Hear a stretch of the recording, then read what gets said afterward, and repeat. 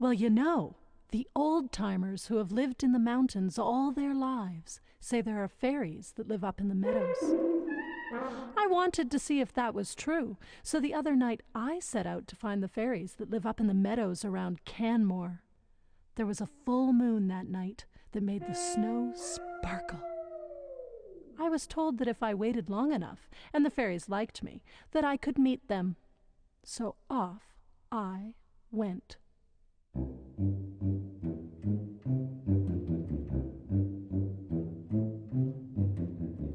As I walked, I could feel the cold air burning through my lungs. I had bundled up in about 5 layers on the top and 4 layers on the bottom with 3 pairs of socks and a huge scarf wrapped around my head, but I still wasn't sure if that was going to be enough to keep me warm. I was walking at a pretty good pace, though, so for the time being, I wasn't concerned. Then I saw it. The clearing that I'd been told to watch out for. It was bigger than I thought it would be. Fairies are small, or at least I'd imagined they would be small. I didn't think that they would need much space. Why was the clearing so big? Who knows? Well, there was a great big tree on the side of the clearing, and I decided to go sit under it while I waited for the fairies. As I sat there and pondered the existence of these fairy creatures, I gazed up at the tree's frost-covered branches. They were sparkling with a life all their own from the glow of the moonlight. I was so enthralled with their magnificence that I almost missed the voices. Wow! Were there ever a lot of them? They weren't very big, but I couldn't believe how many of them there were. That's why the clearing was so big. It had to be big to fit all the fairies. There were fire fairies that were red, forest fairies were green, water fairies were blue,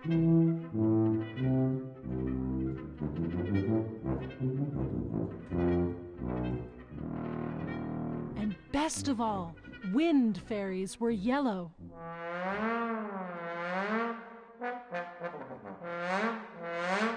Together, they all danced around the meadow looking like the northern lights. They were making the most beautiful sound.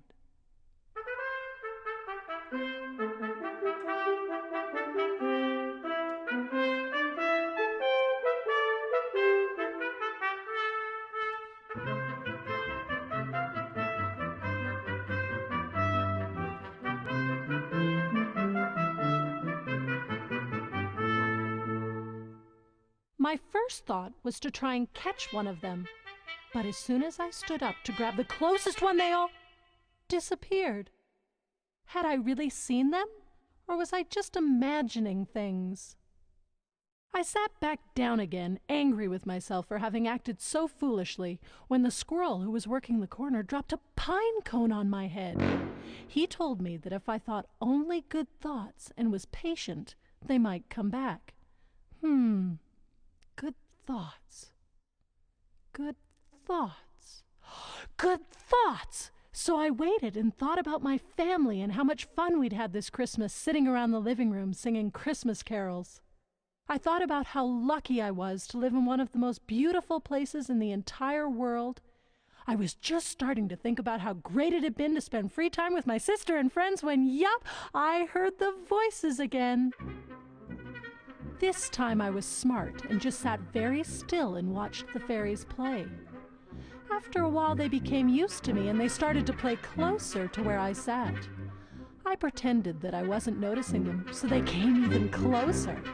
Then all of a sudden, a really brave fairy, one of the yellow ones, reached out and grabbed my hand and brought me out into the middle of the clearing to dance. And dance I did.